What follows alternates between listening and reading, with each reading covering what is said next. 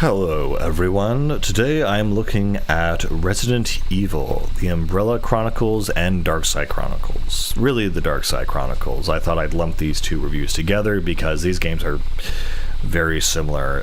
The first one being just a recap and summary of the previous games and settings and locations, with this one again doing the same thing, but with one major mainline story being completely new, which is going to be kind of the focus of this review. And so basically the main story in Darkside Chronicles is that you play as Leon and Krauser before the events of Resident Evil 4. So 2 years before, I believe in 2002, they go to South America to invest this BOW thing, and Krauser has never encountered or experienced anything like this, and Leon, he's a seasoned vet from Raccoon City. He's the one who's basically being like, okay, I told you so, kind of.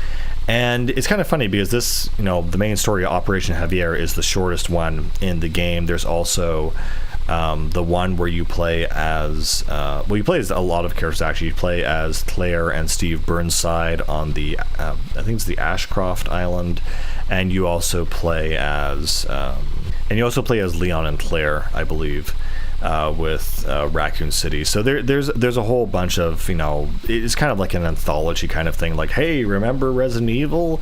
Now you can play it on rails and shooting and stuff. And so, yeah, it was kind of Capcom trying to get in on the Wii gimmick of like, oh, we make light gun games, and we make arcade games, and we make Resident Evil, and here's a console that's based around that very concept, so why not?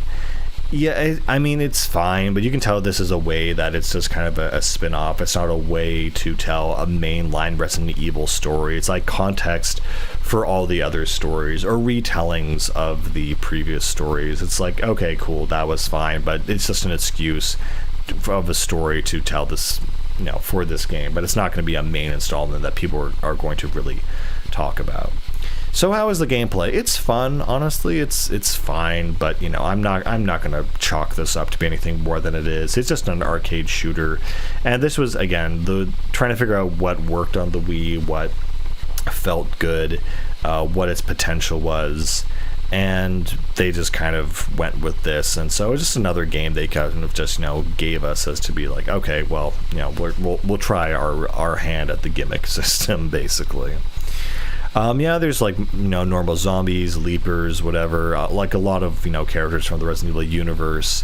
And again, the main story is that, Leon and Krauser in South America to secure this asset. And so this main girl called Manuela, who essentially is this girl who has been infected with this virus, and her father Hidalgo has gone the whole I'm gonna evolve, and he does not, or he does, and becomes a giant monster. And so you have to basically protect and escort this woman, and that's kind of the main story. So it's pretty decent. There's a lullaby she sings that's kind of poignant. That's kind of like a highlight of the game. It's like, okay, cool, this game has a little bit of a soul, kind of. It has something to say.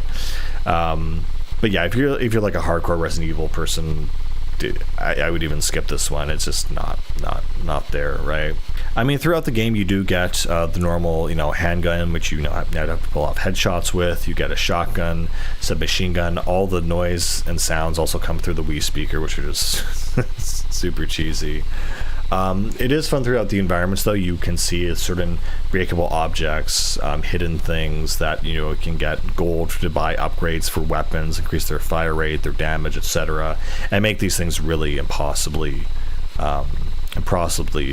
powerful to use. You also hold down the A button and like shake the Wiimote to like use your knife on the screen, so if there's a bunch of maggots or whatever coming at you, then you can do it that way. Also, I can tell the vibe from this Operation Javier in South America is very much, I feel, inspired by Resident Evil 5, which I'm pretty sure had come out by then. And it's kind of focused on the the low economy, poor people area where they're basically being exploited by big pharma and these giant corporations to get turned into BOWs.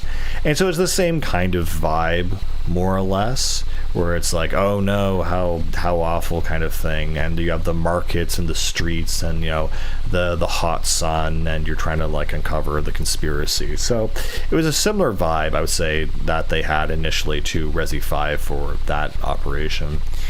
And honestly, a lot of the rest of it is just very forgettable. It's just kind of like, okay, you have Claire and Steve Burnside, cool, go shoot, you know, leapers for 3 hours. So yeah, I don't know. It's a shovelware game. Is it anything more than it is? No. You basically what you're seeing is what you're getting. But I do like Operation Javier with Leon and Krauser. It's a cool way, and it also establishes, you know, their relationship. Seems like it's been a long time, comrade. You know, who they are and what they've been through. The opening cutscene has, you know, this snake, and Krauser throws a knife and guts it immediately, and then he slides it off his knife. So yeah, it's not bad, but you know, it's not something to go out of your way for. And that's pretty much all I have to say about it. It's also co-op, by the way, so you can play it with a friend, which is fun, I guess. Anyway, guys, I'll see you later.